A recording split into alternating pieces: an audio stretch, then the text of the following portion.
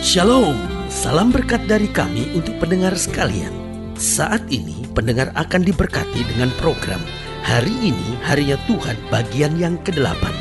Sebuah program rohani tentang doktrin Alkitab yang menolong kita untuk semakin tertanam dalam kebenaran firman dan bertumbuh dalam kemuliaan. Bersama hambanya, Pendeta Gilbert Lumendo, STH. Banyak orang merasa doktrin Alkitab sebagai sesuatu yang membingungkan. Tetapi tahukah saudara bahwa doktrin Alkitab intinya adalah memahami Alkitab dengan benar, dengan pemahaman yang sistematis, sehingga kita terus dapat tertanam di dalam kebenaran firman, sehingga kita terus bertumbuh di dalam kemuliaan Allah. Buka hati saudara sekalian untuk menerima berkat-berkat firman-Nya hari ini. Salah satu sifat berbahaya yang sangat jelek sehingga dapat merusak masa depan seseorang, dapat merusak karir seseorang, bahkan dapat merusak juga pelayanan seseorang adalah iri hati. Ini dia. Ini salah satu sifat jelek yang sangat merusak. Nah, persoalannya seringkali orang iri hati itu nggak sadar ketika orang bilang, lu iri ya? Apa? Iri sama orang kayak begitu? Najis. Waduh, bahasanya malah kasar banget gitu. Karena orang iri itu nggak pernah sadar bahwa dia iri. Tahukah saudara kenapa Saul merancangkan yang jahat buat Daud? Intinya cuma satu kata sederhana ini. Iri hati. Pertanyaannya, kenapa iri hati di sifat jelek yang sangat berbahaya? Yang pertama, karena iri hati akan merubah seseorang. Orang kok dasarnya udah iri pasti berubah. Dari tadinya baik, dari tadinya cinta Tuhan, dari tadinya lemah lembut, langsung bisa berubah menjadi garang, saudara-saudara. Sampai orang bilang, kok dia jadi begitu ya?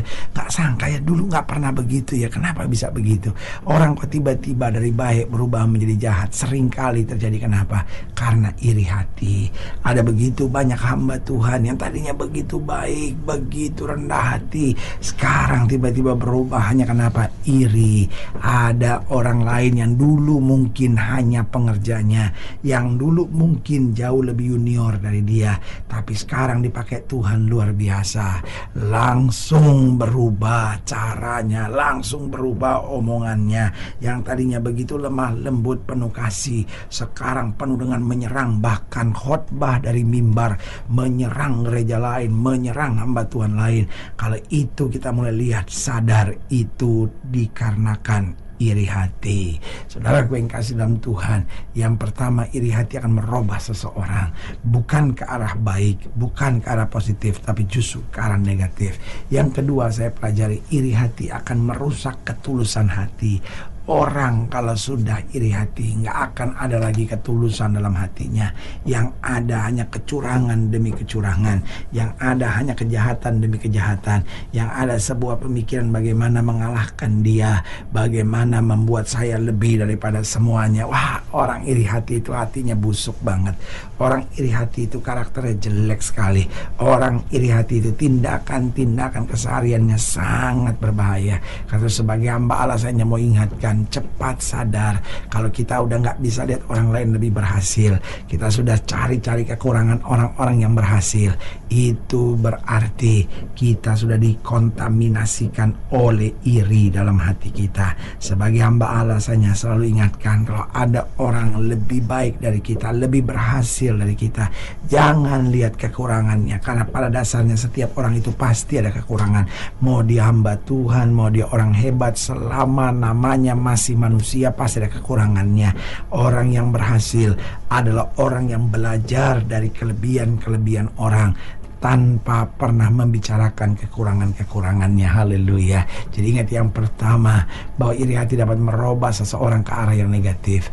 Yang kedua, bahwa iri hati akan merusak ketulusan hati seseorang. Yang ketiga, iri hati akan menciptakan tindakan-tindakan irasional. Saudara-saudara, bayangkan kok Daud yang pernah menolong Saul bisa dijahatin oleh Saul sendiri. Saudaraku, kita nggak nyangka, tapi itu bisa terjadi. Kenapa? Itu yang saya bilang, iri hati akan menciptakan tindakan-tindakan yang irasional. Nggak masuk akal, kok bisa dia bertindak seperti itu, ya kan? Yang keempat, saya pelajari bahwa iri hati akan membuat seorang hidup dalam tekanan dan persaingan. Tahu nggak saudara, orang iri hati itu orang yang menderita.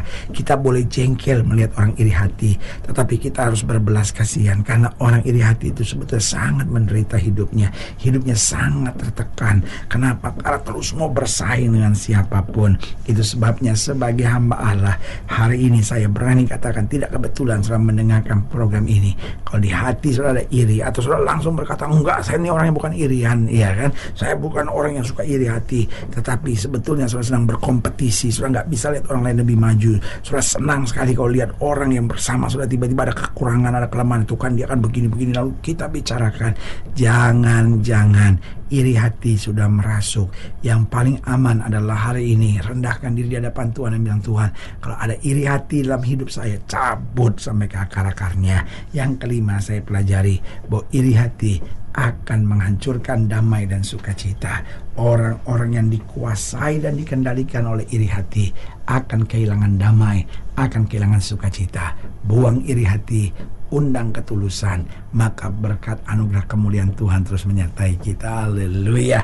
Selamat datang dalam program kita hari ini, Harinya Tuhan, sebuah program rohani yang kembali mengingatkan kepada kita betapa pentingnya kita menjadikan firman Tuhan sebagai dasar keseharian hidup kita. Karena selama kita jadikan firman Tuhan sebagai dasar keseharian hidup kita, langkah-langkah ke depan kita penuh dengan kepastian, kemenangan, berkat mujizat dan perkara-perkara besar. Haleluya. Dan dalam program ini kita sedang membahas tentang iri hati. Oh, penting sekali sebagai anak-anak Tuhan, sebagai pelayan-pelayan Tuhan, sebagai orang-orang yang sudah diselamatkan Tuhan, membuang iri hati dalam hidup kita dan berjalan ketulusan hati untuk kita melihat anugerah Tuhan yang sempurna yang memberikan damai di hati kita. Haleluya.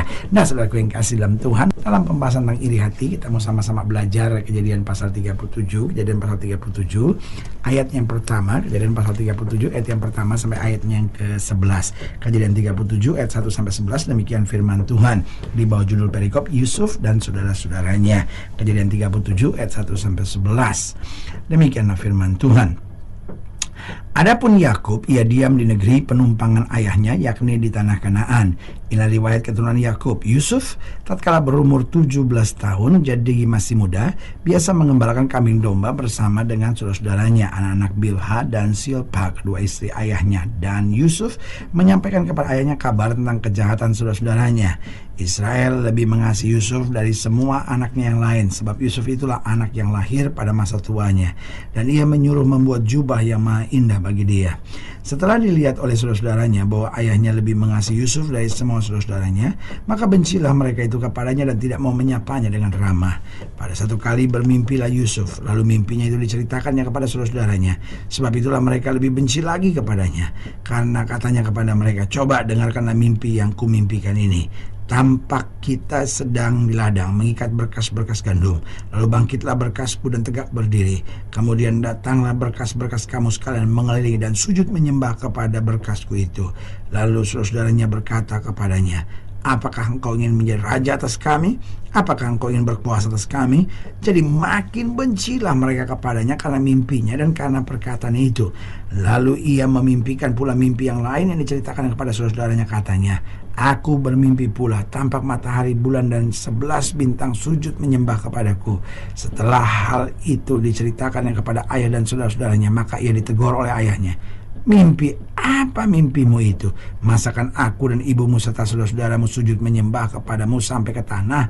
Maka iri hatilah, pelajari ini, maka iri hatilah, saya ulangi sekali lagi, maka iri hatilah saudara-saudaranya kepadanya. Tetapi ayahnya menyimpan hal itu dalam hatinya. Saudaraku yang kasih dalam Tuhan, hal pertama yang keliru adalah ayahnya Yusuf, yaitu Yakub, mencintai Yusuf lebih daripada saudara-saudaranya. Ini awal dari semuanya, sehingga akhirnya yang terjadi adalah bahwa saudara-saudara Yusuf kemudian iri terhadap Yusuf. Nah, saudaraku yang kasih dalam Tuhan, iri ini sesuatu yang keliru, iri ini sesuatu yang salah. Saya berani katakan iri hati adalah sifat yang setan taruh dalam hidup seseorang untuk kemudian menghambat berkat Tuhan dan menghancurkan hari depannya. Sehingga saya pelajari iri hati di hadapan Tuhan yang pertama, orang yang tidak layak untuk melayani. Tahukah saudara, orang kalau punya sifat iri nggak pantas melayani. Itu sebabnya selalu saya bilang banyak gereja hancur karena Kenapa? Pendeta yang satu iri lihat keberhasilan pendeta yang lain. Pendeta yang satu iri lihat karunia dari pendeta yang lain. Pendeta yang satu iri lihat kemajuan yang luar biasa dari hamba Tuhan yang lain. Sebagai hamba Allah, saya mau ingatkan, kalau kita melayani, kita harus punya mental hamba. Tidak perlu iri, hanya taat aja. Pokoknya kita disuruh apa kita kerjain. Nggak usah saingan sama siapapun. Ingat, menjadi seorang hamba Tuhan artinya siap melakukan perintah yang diperintahkan, bukan siap bersaing dengan siapapun. Karena hamba Tuhan bukan soal yang terbaik, terhebat, terkenal, tetapi soal setia. Jadi ingat, orang iri hati di hadapan Tuhan, yang pertama saya pelajari, dia tidak layak untuk melayani.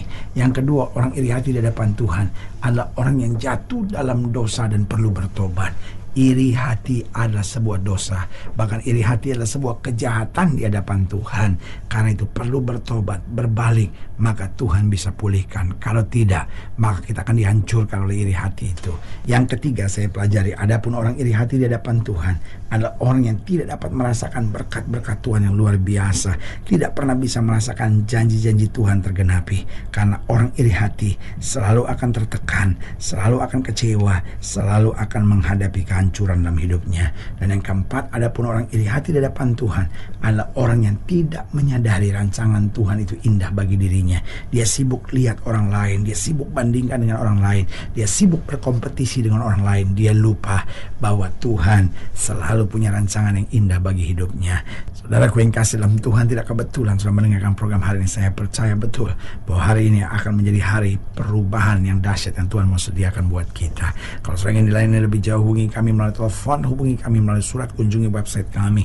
Karena kami ada untuk membawa Bapak Ibu Saudara senantiasa lebih dekat pada Tuhan dan mengalami kasih kuasa mujizat yang luar biasa. Haleluya. Secara khusus melalui program ini juga saya mau berdoa buat setiap saudara sakit, setiap saudara berbeban berat. Karena saya percaya bahwa bagi Allah tidak ada perkara yang mustahil. Nah, saudara ingin didoakan secara khusus, boleh taruh tangan kanan saudara di dada dan kita akan berdoa. Mari kita berdoa. Bapa, dalam nama Yesus, hamba doa buat yang sakit, hamba doa buat yang berbeban berat, hamba doa untuk setiap mereka yang sedang menghadapi masa-masa yang sukar, karena hamba percaya bahwa bagi Allah tidak ada perkara yang mustahil.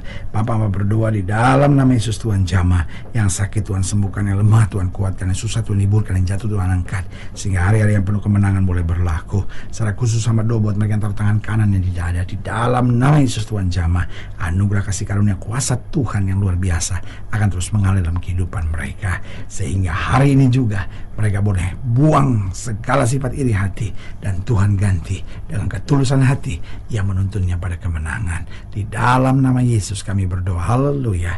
Amin. Saudara yang kasih dalam Tuhan, kita sudah berdoa. Ingat, Allah tidak pernah lalai menepati janjinya.